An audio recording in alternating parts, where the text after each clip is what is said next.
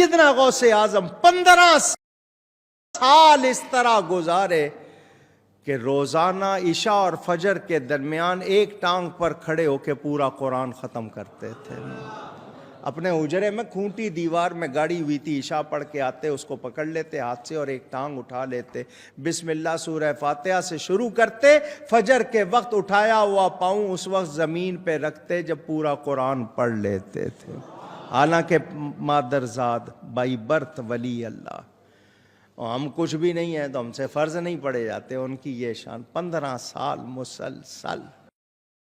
یہ ایک ٹانگ والے جو یہ مرغے اور مرغابیاں 15 کتے پڑے. یار بھائی 2 لتاں استعمال کرو، کسی نے منع کیتا ہے؟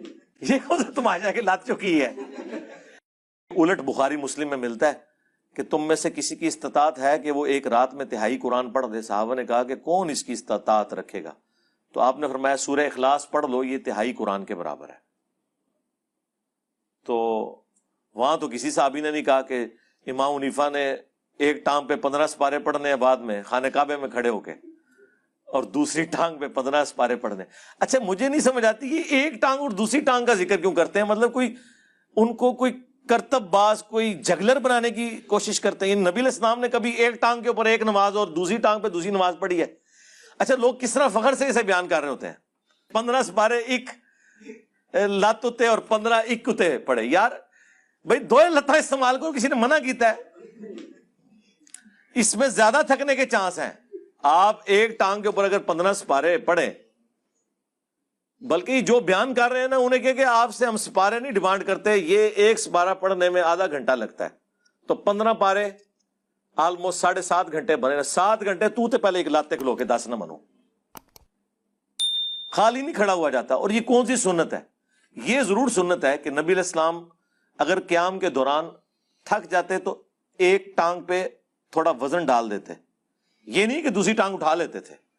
نماز کا ایک پروٹوکول ہے، آپ نے اللہ کے سامنے اس طریقے سے کھڑا ہونا ہے کہ اس کا پروٹوکول ہو. یہ کون سا تماشا ہے کہ لات چکی ہے؟ ایک لات اٹھا کے، ایک لات چک کے تو بندہ کھڑا بھی نہیں ہو سکتا. یقین کریں بندہ تھک جاتا ہے. یہ ہو سکتا ہے کہ دوسرے آدمی کو رسی یوں پکڑی ہوئی ہو، خالی ایک ٹانگ پہ کون کھڑا ہو سکتا ہے یار؟ ہاں جس کی 4 ٹانگیں ہیں نا وہ کھڑا ہو سکتا ہے 3 ٹانگوں پہ، 2 ٹانگوں والا تو ایک ٹانگ پہ نہیں کھڑا ہو سکتا. سیدھی سی بات ہے یار. بخاری مسلم دونوں میں حدیث ہے، نبی علیہ السلام ایک دفعہ گھر میں داخل ہوئے تو آپ نے ایک رسی لٹکی ہوئی دیکھی. آپ نے فرمایا یہ رسی کس نے لٹکائی ہوئی ہے؟ تو بتایا گیا آپ کی بیٹی جو زینب ہے نا وہ عبادت کرتی ہیں اور اپنا جوڑا جو ہے نا اس سے باندھ لیتی ہیں نماز پڑھنے کے دوران، تاکہ جب نیند آئے اور جھٹکا لگے اور آنکھ کھل جائے. آپ نے فرمایا کھولو رسی. یہ کون سا طریقہ ہے؟ نماز اس وقت تک پڑھو جب تک کہ تمہاری طبیعت تمہارا ساتھ دے، نفلی نماز، اس کے بعد آرام کرو.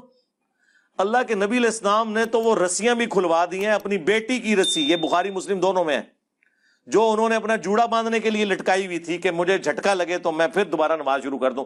اس طرح کی زبردستی کی نمازیں تو اللہ کے نبی نے پسند نہیں کی ہیں.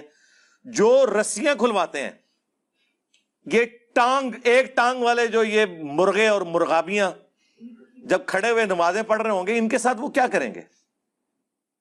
یعنی کیا دین بنایا ہوا انہوں نے. تو وہ تہائی قرآن کے برابر ہے سورہ اخلاص.